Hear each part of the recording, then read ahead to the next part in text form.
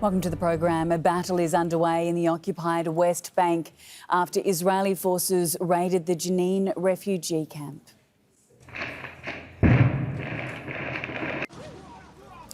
A large number of security officers entered from different directions in the early hours of Thursday morning. The Health Ministry says at least 8 Palestinians are dead. Joining us on the phone now is Ahmed Maher, who's making his way to Jenin. Hello there, Ahmed. It seems there have been daily raids in Jenin for the past 2 weeks. What more can you tell us about today's incident?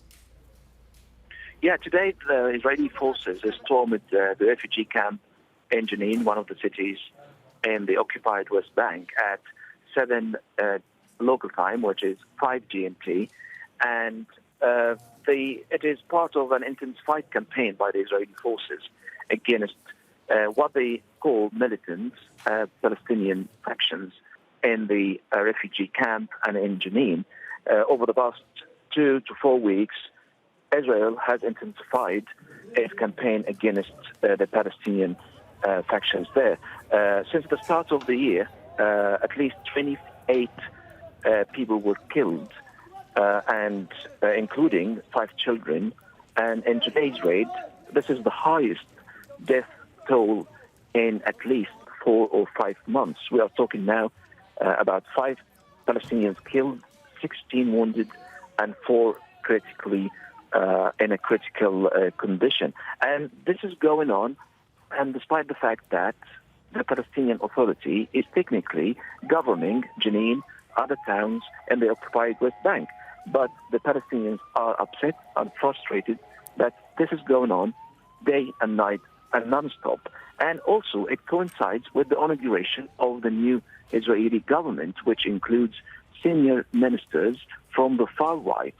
And these ministers, like Ahmed Maher, the national security minister, vows and pledges day in, day out that there will be another decisive war against the Palestinian factions like Hamas, the Islamic Jihad. And he said just 2 days ago, that this war is imminent. Ahmed, we're hearing reports that death toll continues to rise. How is this violence impacting the people in Jenin, do you think?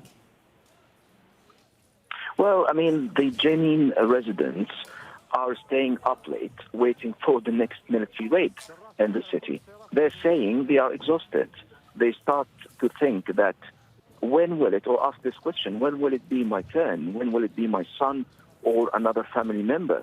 And this increases the cycle of frustration because Israel, as they say, is resulting to the same old policy, which is the heavy-handed policy.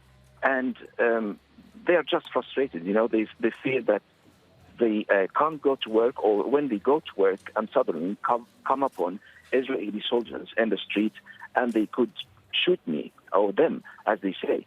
So it's a cycle of frustration, and they're just exhausted. I bet they are. All right, thank you very much for breaking it all down for us, and make sure you get in touch once you arrive at the scene. Ahmed Maher for us on the phone. Let's cross to West Jerusalem now, where Imran Khan is standing by for us. Imran, put this into context. Why are these raids happening on such a regular basis?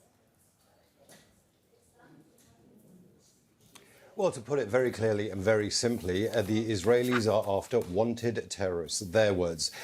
They say that the Jenin refugee camp and other towns in the occupied West Bank, particularly in the north, are harbouring wanted terrorists. So these operations have been going on for a very long time. In the last couple of weeks, they have intensified, but they've been going on for the last 12 months. Now, this particular operation, we're hearing Israeli media quote Israeli intelligence sources saying that they went in for this particular operation to thwart a major and immediate terrorist attack. Now, we can't confirm that, but that's the language that we see constantly being used by the Israelis. The Israelis say the Palestinian resistance fighters that are in Jenin refugee camp are wanted terrorists, and they're going to go in heavy-handed. They're going to go in with special forces, with the backing of the Israeli army in some cases, to get those terrorists out. Oftentimes what happens, though, is, civilians are caught in the middle of this, as we've seen over the last few weeks. Now, that hasn't dampened the Israeli fervour to try and go into Jenin refugee camp. Indeed, it's actually just getting stronger. This right-wing government, my colleague Ahmed Maher actually mentioned the far-right government there. This right-wing government is actually in no mood to back down from Jenin refugee camp. It wants to push further. It wants to go deeper into the Palestinian refugee camps to root out what they, like I say, call terrorists.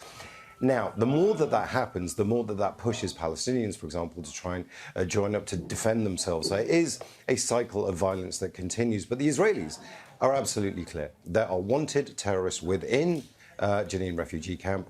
If the media reports are to be believed, then there was a major and immediate threat of a terror attack. This is all the Israeli terminology I'm using, by the way. So there is no kind of will to back down from the Israelis. In fact, escalation is a word that we're hearing more and more. Itamar Ben-Gvir, who's the National Security Minister, says that there will be a escalation. There will be a war with Gaza at some point. A war on Gaza is a more accurate term, at some point in the future. So the Israelis aren't going to look at this and see 8 Palestinians dead as something that they need to back away from. It's likely that these raids are going to become ever more frequent.